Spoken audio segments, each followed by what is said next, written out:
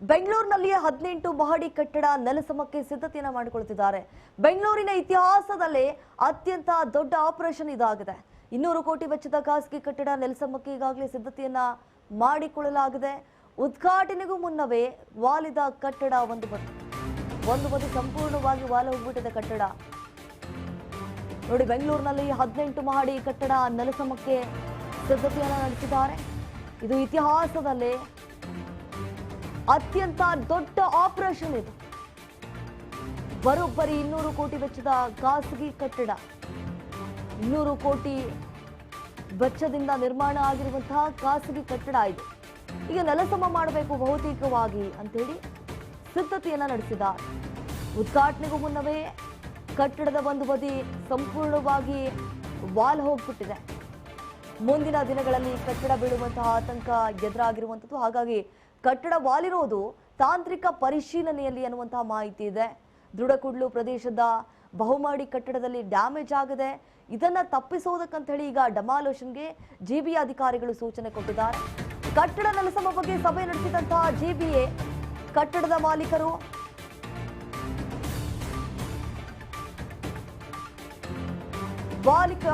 ಏನಿದು ನೋಡಿ, ಮಾಲೀಕ ಕಟ್ಟಡ ಡೆಮಾಲಿಷನ್ಗೆ ಒಪ್ಪಿದ್ದಾರೆ. ಕಂಪನಿ ಕಟ್ಟಡ ತೆರವು ಮಾಡಲು ಸಭೆಯಲ್ಲಿ ಮಾಲೀಕರ ಒಪ್ಪಿಗೆ ಕೊಡಲಾಗಿದೆ. ಈಗಾಗಲೇ ನೋಡಿ, ಆಕ್ಯುಪೆನ್ಸಿ ಸರ್ಟಿಫಿಕೇಟ್ ಓಸಿ ಕೊಡಲಾಗಿದೆ.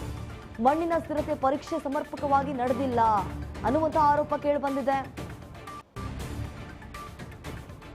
ಓಸಿ ನೀಡುವ ಸಂದರ್ಭದಲ್ಲಿ ನಿರ್ಲಕ್ಷ್ಯ ನಡೆದಿದೆಯಾ ಹಾಗಾದ್ರೆ ಅನ್ನುವಂತಹ ಪ್ರಶ್ನೆ ಸಹಜವಾಗಿ ಮೂಡುತ್ತೆ. ಮುಂದಿನ ವಾರದಿಂದಲೇ ಹಂತ ಹಂತವಾಗಿ ಡೆಮಾಲಿಷನ್ ಪ್ರಕ್ರಿಯೆ ನಡೆಯುತ್ತೆ. ಕಟ್ಟಡದ ಸುತ್ತ ಮುನ್ನೆಚ್ಚರಿಕಾ ಕ್ರಮವನ್ನ ಕೈಗೊಳ್ಳೋದಕ್ಕಂತೇಳಿ ಈಗ ಜಿಬಿಎ ಅಧಿಕಾರಿಗಳು ಕೂಡ ಸಿದ್ಧತೆಯನ್ನ ನಡೆಸಿದ್ದಾರೆ. ಯಾವ ರೀತಿ ವಾಲ್ ಹೋಗಿದೆ ಒಂದು ಬದಿ ನಾವು ಗಮನಿಸ್ತಾ ಇದ್ದೀವಿ ದೃಶ್ಯಾವಳಿಗಳಲ್ಲಿ. ಹೀಗೆ ಮತ್ತೆ ನಿರ್ಲಕ್ಷ್ಯವನ್ನ ವಹಿಸಿಬಿಟ್ಟು ಬಿಲ್ಡಿಂಗ್ಗಳನ್ನ ಕಟ್ಟಿಬಿಟ್ರೆ ಸಾಕಷ್ಟು ತೊಂದರೆ ಆಗುತ್ತೆ ಅನ್ನುವಂತಹ ನಿಟ್ಟಿನಲ್ಲಿ ಅದನ್ನ ಡೆಮಾಲಿಷನ್ ಮಾಡಿಬಿಡ್ಬೇಕು ಅನ್ನುವಂತಹ ಸಿದ್ಧತೆಗೆ ಈಗ ಮಾಲೀಕರು ಕೂಡ ಒಪ್ಕೊಂಡಿದ್ದಾರೆ. ಬಹುಕೋಟಿ 200 ಕೋಟಿ ವೆಚ್ಚದಲ್ಲಿ ನಿರ್ಮಾಣ ಆಗಿರುವಂತಹ ಕಟ್ಟಡ ಇದು. ಎಸ್,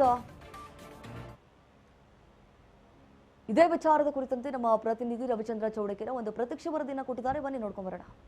ಸದ್ಯ ಈಗ ನಾನು ಕೂಡಲಿರುವಂತ ಅರಳೂರಲ್ಲಿದ್ದೀನಿ, ನೋಡಬಹುದು. ಯಾಕಂದ್ರೆ ದೃಶ್ಯದಲ್ಲಿ ಕಾಣಿಸ್ತಾ ಇದೆ, ಇದು 18 ಅಂತಸ್ತಿನ ಮನೆ. ಇದೀಗ ಒಂದು ಭಾರಿ ದುರಂತ ಆಗಿದೆ ಅಂತಾನೆ ಹೇಳ್ಬೋದು. ಯಾಕಂದ್ರೆ ಇದು ಒಂದು ಕೆರೆ ಆಗಿರುತ್ತೆ, ಹಿಂದೆ ಕೂಡ ಸಾಕಷ್ಟು ಕೆರೆ ಆಗಿರುತ್ತೆ. ಅದನ್ನೆಲ್ಲ ಭರ್ತಿ ಮಾಡಿ ಎಲ್ಲ ಮಣ್ಣು ಎಲ್ಲ ಲೆವೆಲ್ ಮಾಡ್ಕೊಂಡು ಒಂದು ದೊಡ್ಡದಾದ ಅಪಾರ್ಟ್ಮೆಂಟ್ಗಳ ಪಕ್ಕದಲ್ಲಿ ಕೂಡ ಇದೆ. ಹಾಗೆ ಇದೊಂದು ಅಪಾರ್ಟ್ಮೆಂಟ್ ಕಟ್ಟಿರ್ತಾರೆ.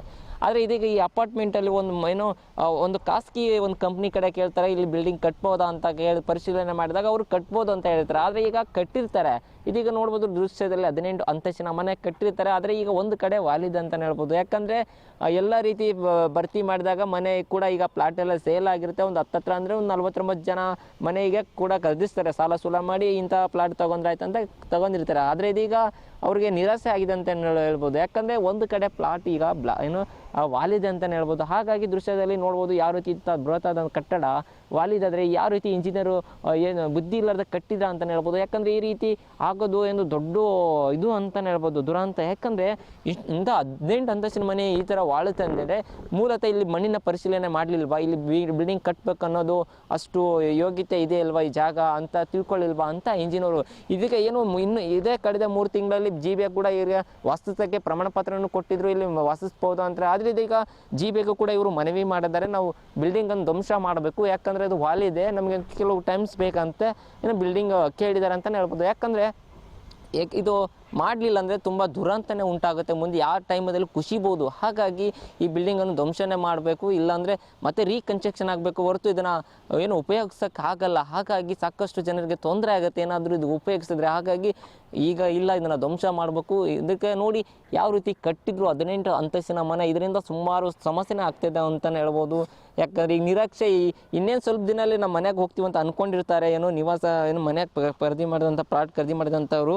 ಆದರೆ ಇದೀಗ ನೋಡಿ ದೃಶ್ಯದಲ್ಲಿ ಈಗ ಅವ್ರಿಗೆ 2 ವರ್ಷ ಆದರೂ ಈಗ ಮನೆಗೂ ಹೋಗೋಕ್ಕಾಗೋದಿಲ್ಲ. ಯಾಕಂದರೆ ಇದು ವಾಲಿದೆ, ಇದು ಭಾಳ ತುಂಬ ಅಪಾಯಕಾರಿಯಾದ ಪ್ಲಾಟ್ ಆಗುತ್ತೆ. ಹಾಗಾಗಿ ಸಾಕಷ್ಟು ಜನ ಎದುರ್ಕೊಂಡಿದ್ದಾರೆ, ನಾವು ಕಷ್ಟಪಟ್ಟು ಮನೆ ತಗೊಂಡಿವಿ, ಹಿಂಗೆ ಆಯ್ತಲ್ಲ ಅಂತ ಚಿಂತೆಯಲ್ಲಿದ್ದಾರೆ ಅಂತಲೇ ಹೇಳ್ಬೋದು. ಕ್ಯಾಮ್ರಾ ಪರ್ಸನ್ ಶ್ರೀನಿವಾಸ್ ಜೊತೆ ರವಿಚಂದ್ರ ಚೌಡಕೆ, ರಾಜ್ ನ್ಯೂಸ್ ಕನ್ನಡ, ಬೆಂಗಳೂರು.